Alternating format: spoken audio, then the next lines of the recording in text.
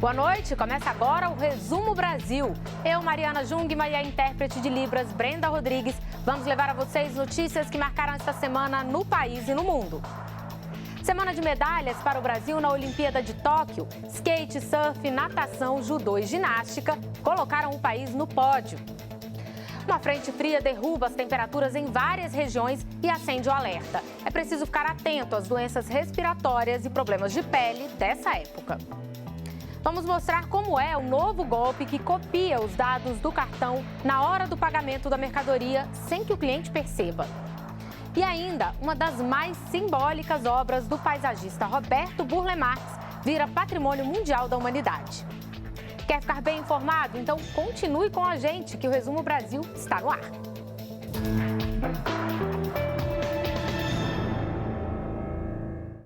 A gente começa falando de Olimpíada. Os brasileiros deram um show em Tóquio nessa semana. A Raíssa Leal se tornou a atleta mais jovem da história do país a subir ao pódio nos Jogos. Mayra Aguiar é a primeira brasileira com 3 medalhas individuais. E Rebeca Andrade é a primeira medalhista olímpica da ginástica feminina do Brasil. E ainda tem outros destaques. Quem conta tudo pra gente é o repórter Tiago Pimenta. Que semana! Mesmo sem o calor da torcida, o skatista Kelvin Hoffler garantiu a primeira medalha brasileira em Tóquio. Ele contou com uma grande parceira na pista, a skatista Raíssa Leal, de 13 anos, que também deu show nas manobras e na simpatia. Contagiou todo mundo antes de trazer para o Brasil a segunda medalha de prata no street. Depois da fadinha, a turma do surf viu o potiguar Ítalo Ferreira apresentar ao mundo manobras espetaculares. Final da história, mais festa e a primeira medalha de ouro do Brasil nas ondas de Tóquio. Na ginástica, nasceu uma nova rainha, Rebeca Andrade, a dona da prata em Tóquio. Aos 22 anos, ela se tornou a primeira mulher brasileira a conquistar uma medalha na ginástica artística nos Jogos Olímpicos. O judô brasileiro festejou com Daniel Cargnin, primeiro bronze do Brasil na modalidade. Outro destaque no tatame japonês foi a judoca Mayra Aguiar, com o 3º bronze olímpico. Ela entrou para a galeria dos maiores medalhistas do país na história das Olimpíadas. Na raia 8 da piscina em Tóquio, os brasileiros torceram muito pelo gaúcho Fernando Scheffer. O apoio deu resultado. Ele garantiu o bronze nos 200 metros livre e ao menos mais uma medalha está garantida. O boxeador Abner Teixeira vai disputar na semifinal da categoria peso pesado na próxima terça-feira. Se avançar, vai brigar pelo ouro. Se perder, ele leva a medalha de bronze, já que não existe disputa de 3º lugar nesta modalidade olímpica. E que venham mais emoções e medalhas. E a atleta brasileira mais jovem da história a ganhar uma medalha contou o que sentiu logo depois da conquista. Veja aí o que a fadinha disse. A única coisa que eu penso assim é só me divertir mesmo e ficar mentalizando minhas manobras. Todas as vezes que eu joguei hoje. Então, o que eu mais queria era acertar e me divertir, fazer dancinha, brincar. Mas eu fiquei muito feliz mesmo com o meu resultado. E eu me diverti bastante, que é o que eu mais sei fazer. E saber que o nível feminino está aumentando cada vez mais, cada segundo. As meninas estão querendo aprender, querendo ensinar as outras meninas. É muito legal. E ainda falando de Olimpíada, um dos assuntos da semana foi a decisão da ginasta norte-americana Simone Biles de não disputar a prova individual geral da modalidade. Biles justificou dizendo que precisa cuidar da saúde mental dela. A decisão de Simone Biles foi anunciada pela Federação de Ginástica dos Estados Unidos, que disse apoiar a atleta. Personalidades do esporte e de outras áreas também se manifestaram a favor de Biles. O porta-voz do Comitê Olímpico Internacional, Mark Adams, já havia dito, quando houve a desistência da prova por equipes, que o comitê tem profundo respeito pela atleta e a apoia. Na segunda-feira, a ginasta fez uma postagem no Instagram e disse que às vezes sente que tem o peso do mundo nos ombros e que ela faz parecer que a pressão não a afeta, mas que às vezes é difícil. Simone Biles era considerada a grande estrela das Olimpíadas. Chamada de superginasta, ela tem 25 medalhas em mundiais. Nas Olimpíadas do Rio, em 2018, ganhou 5 medalhas, sendo 4 de ouro e 1 de bronze. Em Tóquio, se classificou para 6 finais. Se vencesse todas, se tornaria a mulher mais vitoriosa da história das Olimpíadas em todos os esportes. Um movimento de atletas de alto rendimento tem lutado pelo fim da sexualização das mulheres no esporte.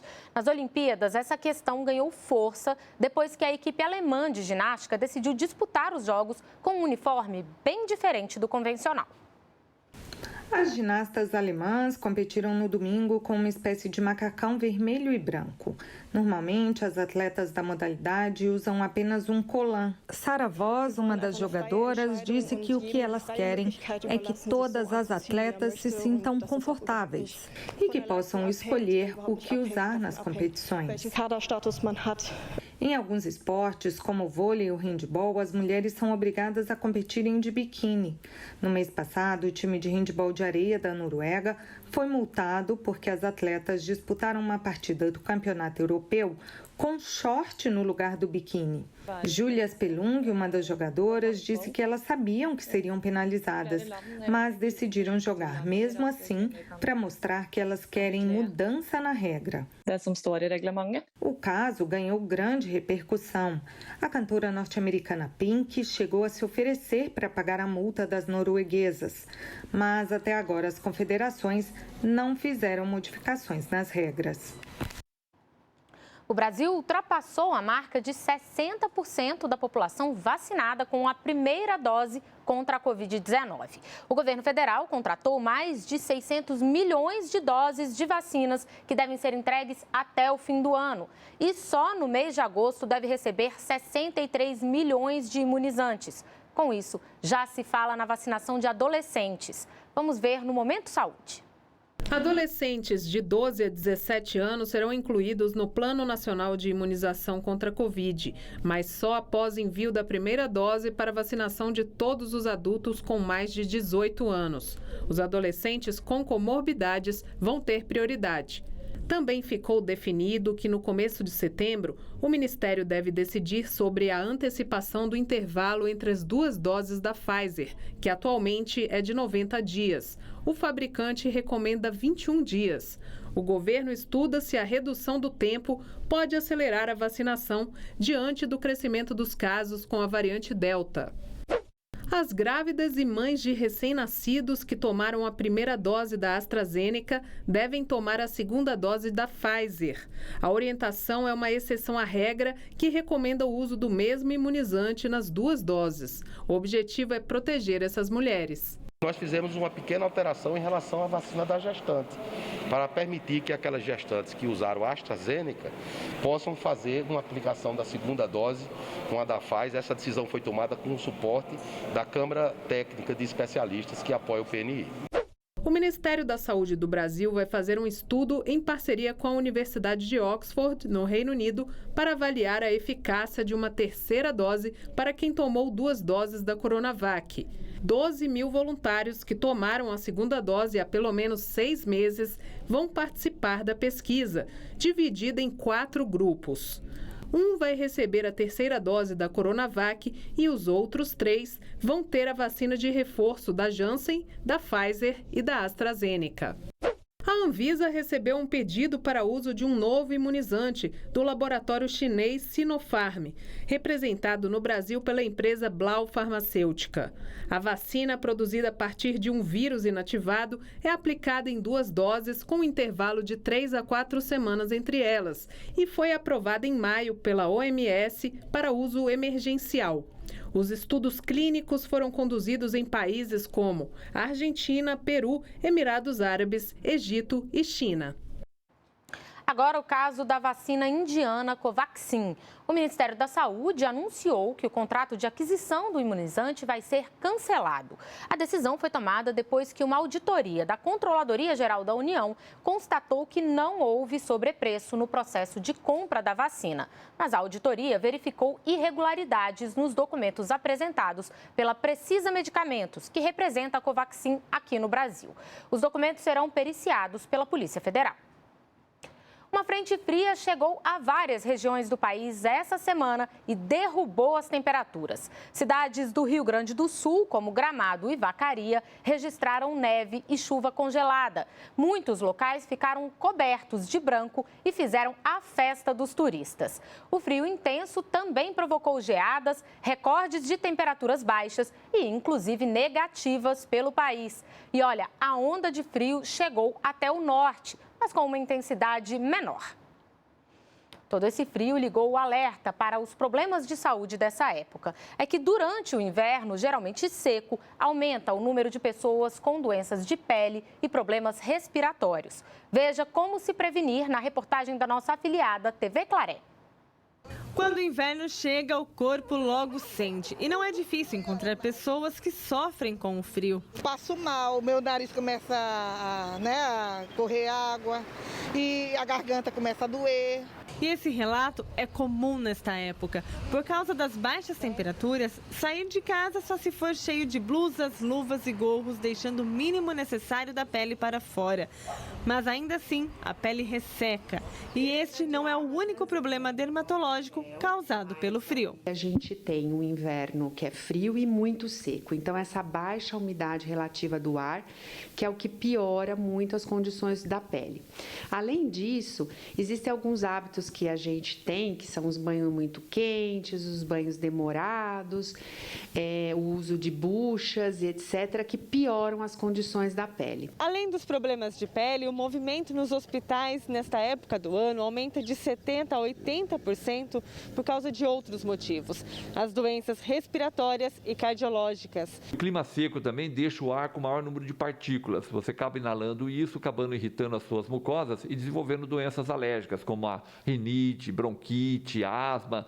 A boa notícia é que é possível prevenir tanto as doenças dermatológicas como as respiratórias. A orientação geral sempre é manter o ambiente umidificado, o ambiente aquecido, usar roupas adequadas, porque se você não passa frio, você não está sentindo frio, significa que seu organismo não está gastando energia para te aquecer e sobra energia para ele te defender contra os agentes, sejam eles infecciosos ou os alérgicos.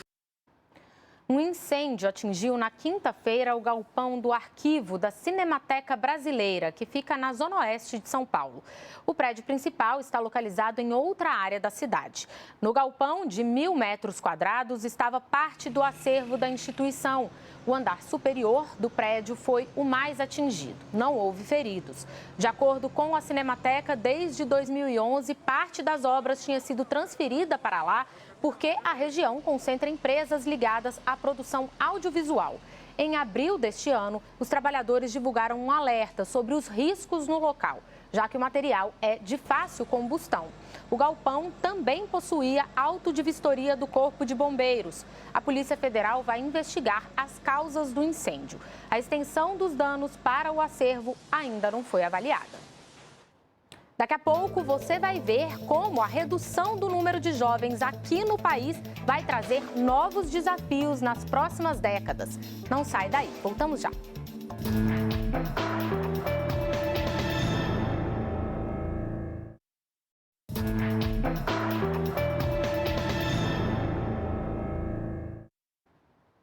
Estamos de volta e vamos às notícias internacionais. Enchentes, incêndios, tempestades de areia. Essa foi mais uma semana de desastres naturais pelo mundo. Veja no nosso giro. A Itália é o mais recente país da Europa a sofrer com as enchentes que devastam diversos locais do continente. O clima extremo deixou a região turística do Lago de Como, no norte da Itália, completamente inundada. Alguns moradores tiveram que abandonar as casas com medo de desabamentos. As tempestades no norte chegam depois de uma semana de queimadas florestais e de tempo muito quente e seco no sul do país.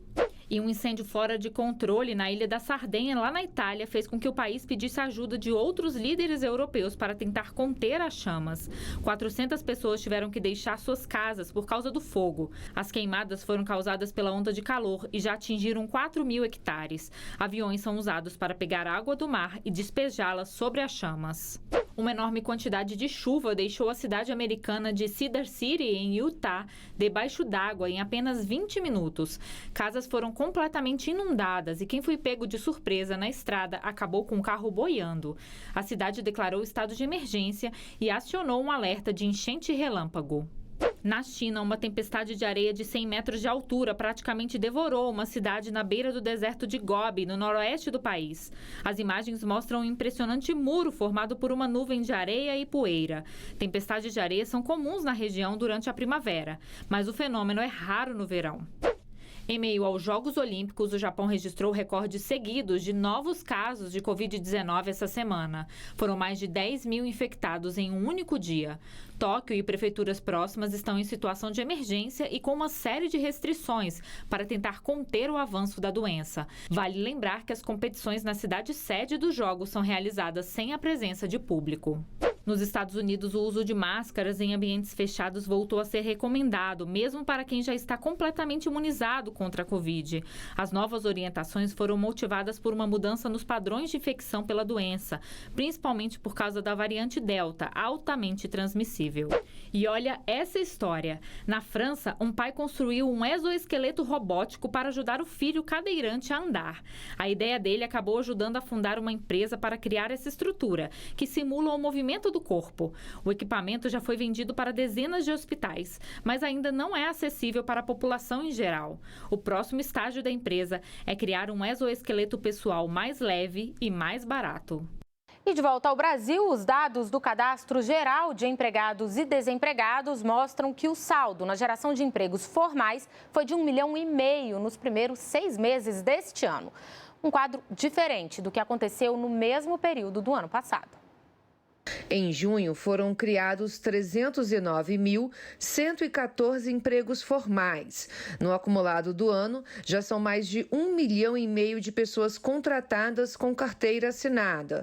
No mesmo período do ano passado, o país seguia o caminho inverso por conta da pandemia do coronavírus, com a perda de quase 1.200.000 empregos. Nós pegamos o saldo, nós geramos por minuto, no ano de 2021, um ano marcado por uma pandemia, um ano de crise, repito, de proporções mundiais, geramos por minuto, no saldo, 7 novos empregos. O saldo na geração de empregos é positivo em todas as regiões do país e atinge os 5 setores da atividade econômica monitorados. Comércio e serviço, que foram as grandes vítimas e os setores mais impactados pela pandemia, são agora os setores que mais geram empregos durante a retomada. Um estudo da Fundação Getúlio Vargas mostra que a proporção de jovens aqui no país deve cair consideravelmente nas próximas décadas. Essa mudança deve afetar boa parte do mundo e isso traz novos desafios. O Brasil se manteve por quase 2 décadas com 50 milhões de jovens. E, de acordo com o estudo, pode chegar ao fim do século com a metade. O resultado é apontado pelo projeto Atlas da Juventude e chama a atenção para o impacto desses números na realidade do país. Representa uma perda de vitalidade econômica, o chamado bônus demográfico, que é essa janela de oportunidade de ter uma juventude grande, uma força de trabalho grande em idade de trabalho, que permite sustentar o sistema previdenciário, sustentar as crianças.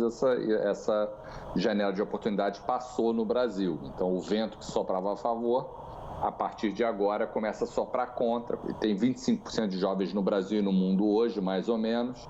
Vai cair para 15% no Brasil até 2060 e vai cair para 20% no mundo. E com uma grande sobrecarga no sistema público de saúde, na previdência e alguns serviços essenciais para a população.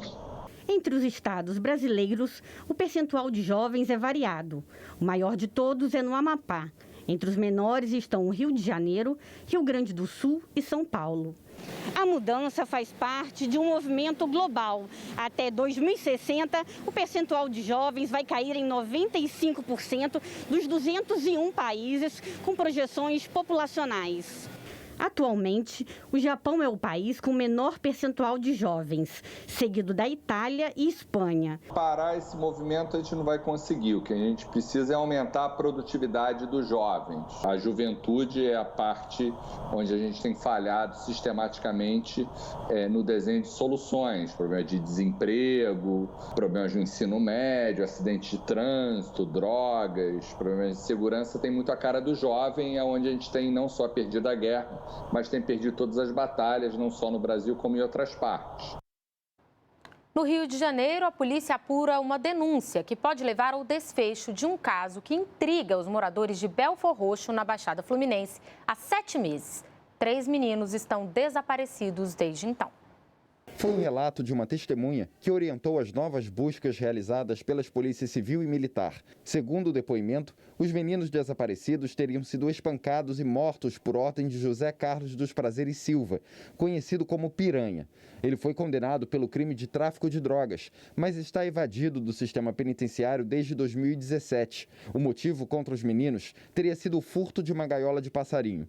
A testemunha também acusou o próprio irmão de ter participado da ocultação dos corpos. De acordo com o relato, os corpos dos meninos teriam sido levados para o local chamado Ponte de Ferro 38, por onde passa um rio que corta o município de Belfor Roxo.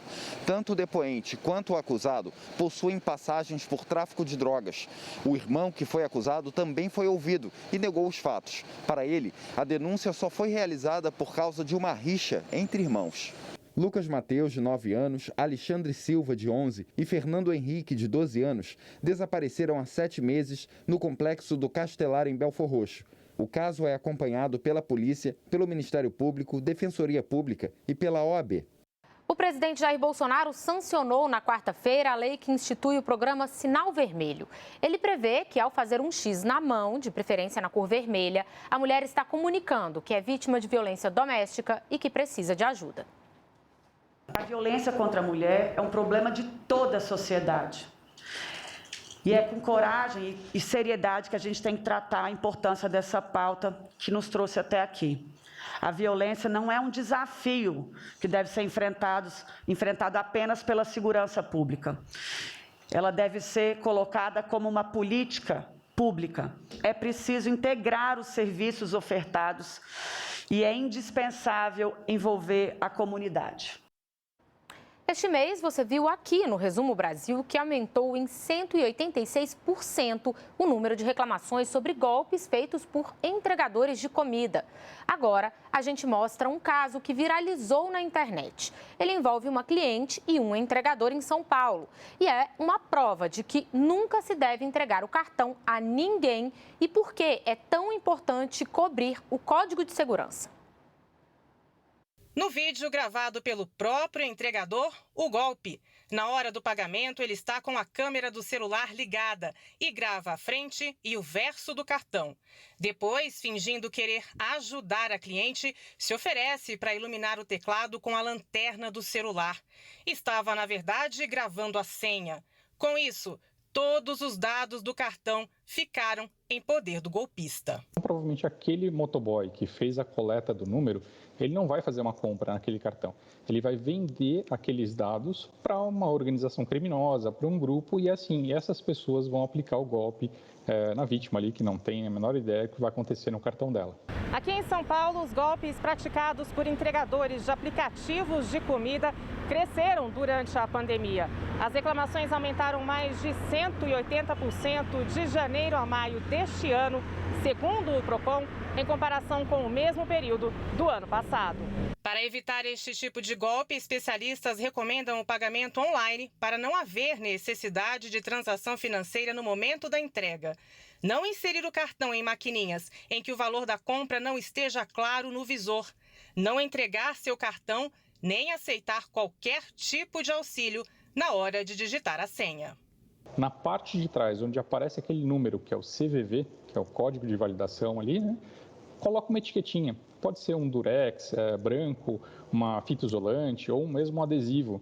E esse simples cuidado de tampar aquele código já evita que o seu cartão possa ser usado pelo crime. O Procon orienta que o golpe seja comunicado imediatamente ao banco e diz que a instituição financeira e o estabelecimento têm responsabilidade solidária. O entregador, ele é um preposto, ele é um responsável pela empresa no momento da entrega. Então, a partir do momento que ele pratica algum golpe, algum crime, a empresa é sim responsável e o PROCON exige da empresa a devolução do dinheiro ao consumidor. O Brasil perdeu na última terça-feira, aos 101 anos de idade, o ator e dublador Orlando Drummond. Ele tornou-se conhecido especialmente pela interpretação do personagem Seu Peru na Escolinha do Professor Raimundo. Outros destaques do trabalho do artista foram a dublagem dos desenhos animados Scooby-Doo e Popeye. A causa da morte não foi divulgada. E o sítio Burle Marx, no Rio de Janeiro, foi reconhecido como Patrimônio Mundial da Humanidade pela Unesco. São 407 mil metros quadrados e um legado paisagístico que é imensurável. Portas abertas para a diversidade da flora brasileira. O sítio começou a sua história em 1949, quando Roberto Burle Marx comprou a propriedade para abrigar a coleção de plantas que iniciou ainda menino. O paisagista reuniu cerca de 3.500 espécies de plantas tropicais, nativas e exóticas. No espaço, fazia experimentações de botânica e de paisagismo, que depois seriam executadas em jardins pelo país. Há um grande número de plantas que se adaptou perfeitamente aqui, de maneira que quando eu de manhã acordo e percorro o sítio, há sempre a revelação de uma floração, de uma flor que desabrocha. É aí onde eu tenho sido o meu cadinho. Esse cadinho deu origem ao Jardim Tropical Moderno, que rompeu com o modelo europeu, um marco no paisagismo. Burle Marx via na flora brasileira uma grande paleta de possibilidades e executou mais de 2.000 projetos paisagísticos pelo mundo. E amanhã, às 8 da noite, o Caminhos da Reportagem vai reprisar o programa sobre o sítio Burle Marx. A nossa edição do Resumo Brasil de hoje chegou ao fim. Obrigada pela companhia. Na semana que vem, a jornalista Priscila Mendes estará de volta das férias. E lembre-se que o Resumo Brasil é todo sábado, 9h30 da noite. Fique agora com imagens dos nossos medalhistas olímpicos que brilharam essa semana lá em Tóquio. Tchau!